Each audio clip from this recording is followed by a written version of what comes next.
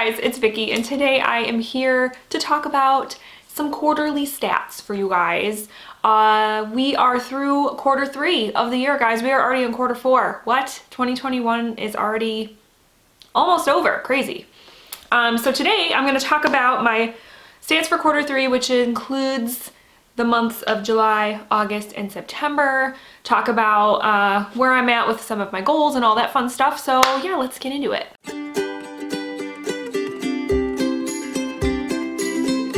So the first stat, of course, is how many books did I read in quarter 3? I read 25 books, which is pretty good, I would say. And I am at 77 for the year. So that's also pretty good. My yearly goal at the beginning of the year was 60. I always set it at 60 because I figure if I can read 5 books a month, that's awesome. But I actually upped it this quarter to 80 books, and now I think I'm gonna up it again because I'm definitely gonna hit that goal. So I might up it again one more time here in the last quarter and just see. Who knows, maybe I'll hit 100 this year. I've never done that before. That would be cool. But I don't know, we'll see. Of the 25 books that I read in quarter 3, 16 were physical books, 8 were audiobooks, and then I had 1 ebook. So obviously majority being physical, where I think in the last quarter I actually was pretty even between physical and audiobooks. So yeah, my physical book game was up a little bit this quarter. And then my total pages for this quarter was 4,387, which I feel like is a good number. Especially because, again, I keep looking back to quarter 2, and I should probably like put something here to make it easier to flip back and forth.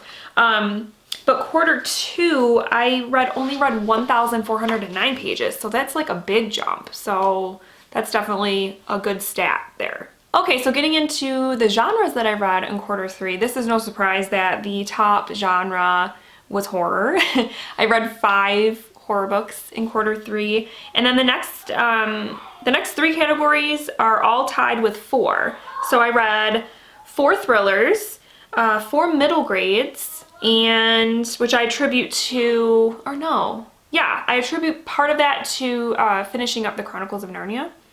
And 4 sci-fi fantasy, which I attribute to reading Saga, because if I didn't read Saga, it would probably be 0 sci-fi fantasy, but because I consider those sci-fi books or graphic novels, that's why that number is where it is. Okay, then the next category with the highest coming in at 3 books read is contemporary, and then 2 nonfiction, which it's kind of low for me. I feel like I usually read at least 3, because I usually read at least 1 a month, if not more. So nonfiction was a little bit lower this time around.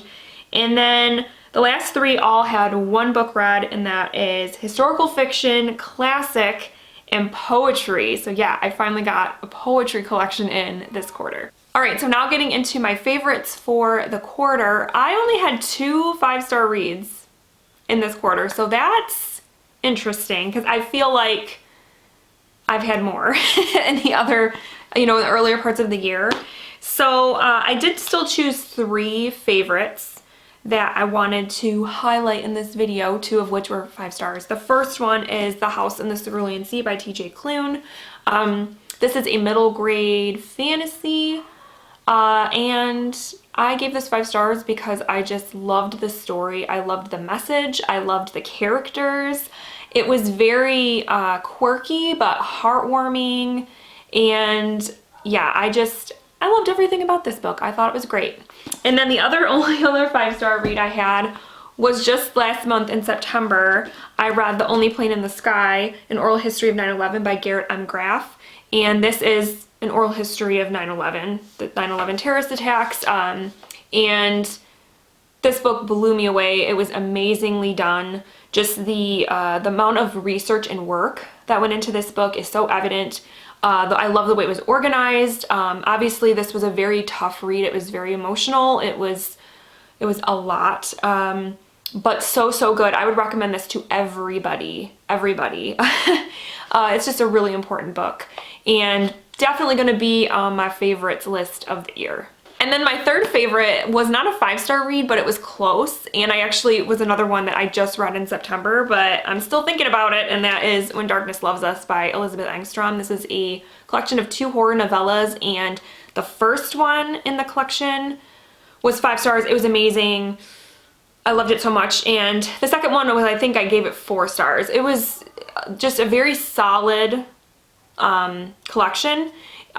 Great writing. It was so strange because Elizabeth Engstrom's writing is to me was very pretty.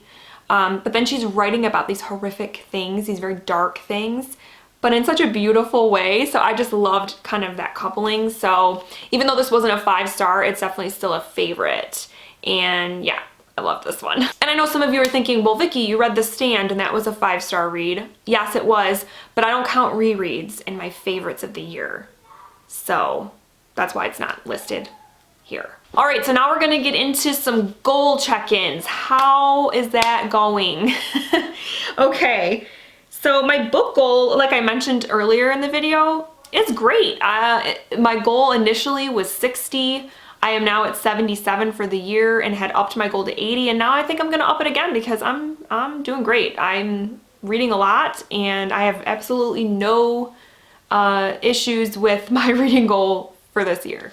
I also had a goal in 2021 to read 3 classics, and I have read 2 out of the 3.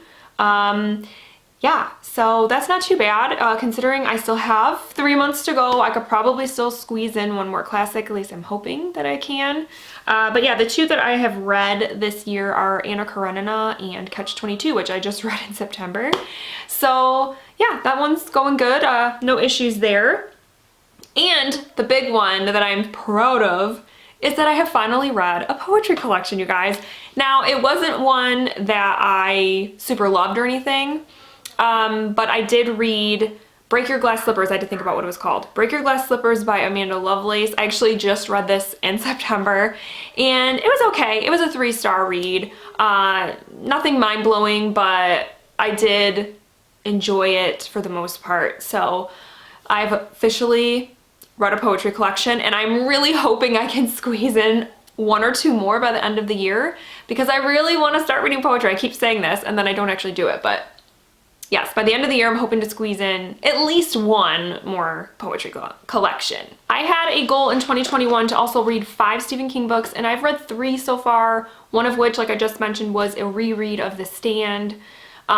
So I don't know if I should really count that because I probably shouldn't, because I think when I set that goal to read 5 Stephen Kings, I meant 5 new to me Stephen Kings. So if we are not talking about The Stand, then I've still only read 2, which isn't awesome. I mean, I could probably still squeeze in 3 more Stephen King books this year, but I don't know. Well, I know for sure I'm gonna read Billy Summers. That's on the docket actually this month. So I know I'll get that one for sure, and then I don't know guys, but I have read Gerald's Game and his earlier 2021 release Later. So yeah, like I said, hopefully I might not get to that 5, but I could probably squeeze in, besides Billy Summers, maybe 1 more. So we might not meet that goal this year, but we'll see.